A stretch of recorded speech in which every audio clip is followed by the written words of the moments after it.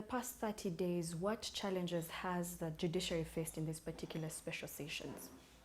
Well, the main challenge, I think, has been that the transport fares have gone up. You know, we pay witnesses when they appear for sessions. So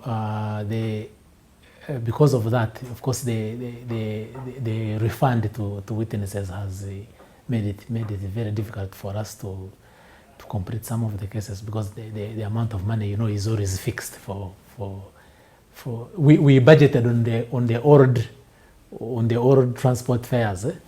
Yeah, so but we've managed, of course, to fit within. And then the other challenge, of course, is COVID. Because of COVID, transport systems are not that efficient. But also because of COVID, we cannot bring so many prisoners at a go and witnesses.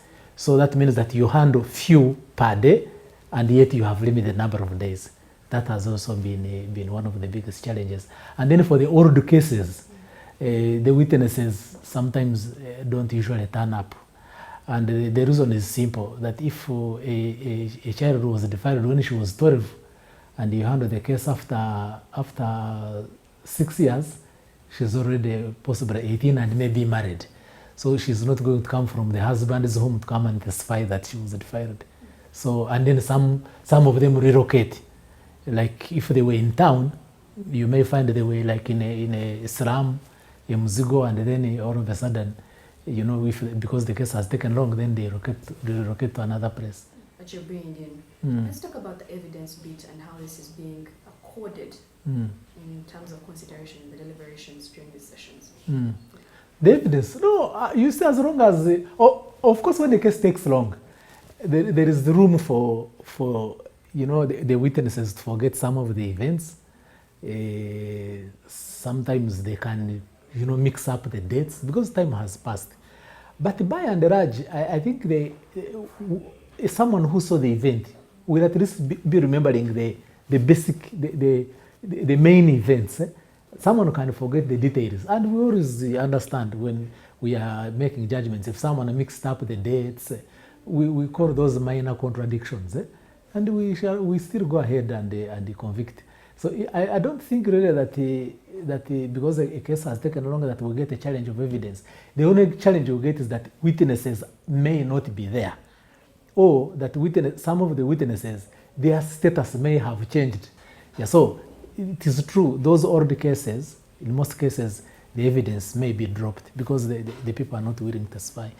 Will there be more of these special sittings to deal with the high cases of sexual and gender-based violence that were recorded during the start of the COVID-19 pandemic lockdown period within the country, when most people were stuck at home? Yeah, we are going to have many sessions.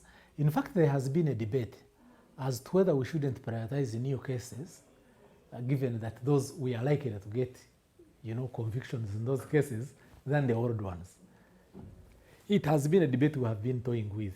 But then there is another line of thought that if we leave the old ones, then we are not dealing with the concept of justice delayed, and is justice denied. So we are torn between two worlds. But I can assure you that we are going to have more of these gender-based violence cases coming to court.